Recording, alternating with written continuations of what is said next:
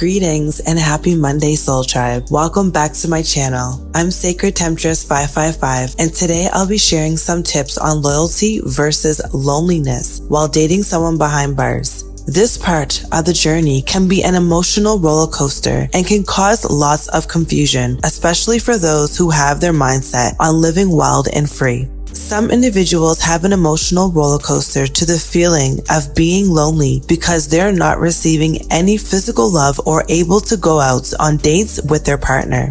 From learning experiences, one day you can be full of love and excitement when speaking with your honey. Then the next day, you may not hear from them because they have no access to phones due to a lockdown or no minutes. Even if you live in the same town or are willing to travel to them, there could be a lockdown and you will have no access to visitations because of the scenario at hand. Some individuals have the strength to be loyal to their significant other because they find purpose within their relationship. Some others put their emotions into their decisions and choices where they lose touch with their loyalty and start living their life with others who are on the outside, living free and enjoying life with them. Having a strong purpose helps with the journey of dating someone in prison because depending on how long their time is, you can create so many things with each other. One can bring to the table an immense amount of ideas while the other is bringing those ideas to the surface.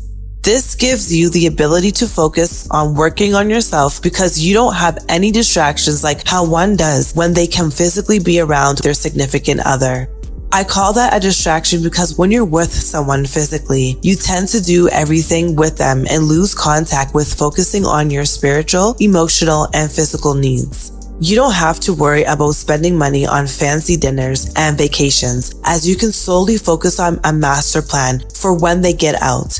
That's if, of course, they are not spending life inside. Being with someone who is a lifer can be more challenging for those who want to have a life with someone and wants to start a family, as they won't have the luxuries of going on dates and having intimate moments. There can be huge barriers, and with barriers, it's important to communicate and have a full understanding of this type of relationship before committing. In my opinion, if you're doing life inside and you expect your loved one to be lonely and not enjoy life for what it is, especially without a purpose, you are beyond selfish. This is where you shouldn't have a strong connection with someone unless you decide to have an opened relationship. But even then, this can cause you to experience heavy emotions that can lead to depression and cause you to become spiritually disconnected. Now, if you're a person who is doing time for 1 to 6 years, or is with someone who is doing time for 1 to 6 years, this type of relationship could work because during this time, one can really focus on building many beautiful things such as businesses, creating projects, and accomplishing goals, building unconditional love, trust, and build a deeper form of self-love. One can focus on their inner healing and learn a new skill or even go back to school without restrictions or distractions. You can write sensual letters to one another and have an intimate time on the phone if you don't mind having listeners. Whichever path you choose, things can take a turn for a more peaceful and loving connection, or it could turn into a negative moment, a disconnection, and wasted time and energy. I have a short story based on a true experience from an old friend of mine. She has been with her lover for 10 years now, and his parole date is set for 2029. She is a beautiful young woman in her early 30s and has no children, but has the ability to visit her lover every 6 weeks for conjugal visits. She claims to be fully in love with him and wants to make things work, but she still plans to keep her relationship private as she is embarrassed to share her relationship status with her family, and that's because he is behind bars. She's also at an age where she is looking to start a family with him, but is confused on which path she should choose at this time. Her lover wants to start a family with her, but she is afraid of raising their child on their own because of the lack of physical help and financial support. She's also at an age where she wants to travel and mingle with people who can take her on dates and travel the world with her, which causes her to have an increased level of emotions within herself because she hasn't yet found her purpose or set in stone what she truly wants out of the long-term relationship she has created. When I asked her what her plans are and where her heart is guiding her, she just says, "I don't know," which shows me she is confused. If you decide to ever take the path of dating someone behind bars, or you're experiencing a similar experience, from my observation, I gathered up a few pros and cons and tips that can align you back into the right direction. And by having a clear vision for yourself and your path, you'll be able to make the right choice that is coming from your heart and a choice that is true to your soul. Let's navigate some of the pros and cons to the reality of loneliness and loyalty. Some of the pros include learning to love yourself more as you spend more time with yourself and have the time to build a deeper connection to self-love. Being lonely doesn't mean you're going to be lonely forever. It's a temporary feeling that gives you more time to do any inner healing or inner work. Being loyal builds a deeper connection with self-discipline. Being loyal also can teach discipline, patience, and unconditional love. When being loyal, you can find yourself in a place of control and master your urges and temptations while your loved one is behind bars. Having a loyal trait shows that you're a trustworthy person and you stand firm on the love you carry within. Loyalty gives you a sense of purpose, knowing that you love and care for someone at such a distance with restrictions. This can feel rewarding to you, almost like feeling like you've accomplished a new level of love, especially if this is a new journey for you.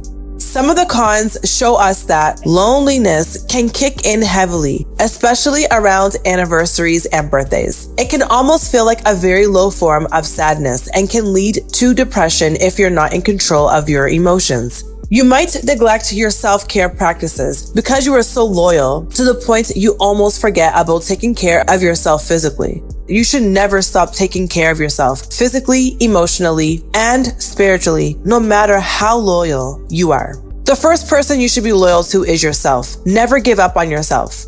You might miss out on creating memories by limiting your relationship experiences because you feel guilty for hanging out with your friends and networking with a new crowd of people.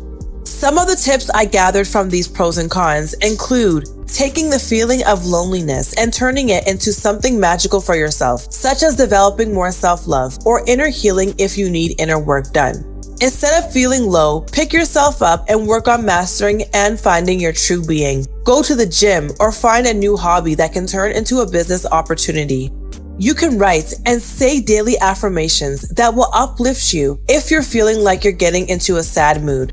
Journal writing can help with expressing your thoughts and emotions on paper if you don't feel comfortable speaking to someone you love about how you truly feel. If you need to speak with someone, specifically if you're feeling depressed, turn to a professional, as most friends and family might judge your situation and can guide you down the wrong path.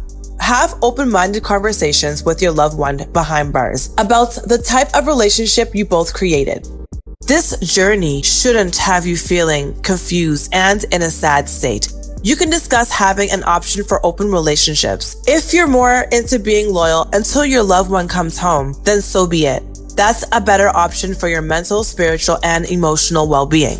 You have to truly know what you're getting into before you commit to this type of relationship. Because if you lack coping skills and it causes you to become more depressed, your decision can cause more harm than good, which can destroy your inner peace that will eventually turn into an illness or a sickness. Before entering into this type of relationship, or if you're already in one, you can utilize these tips as a way to see how you can turn the emotional roller coaster and feeling of being lonely and loyal into the right path your heart is truly guiding you on.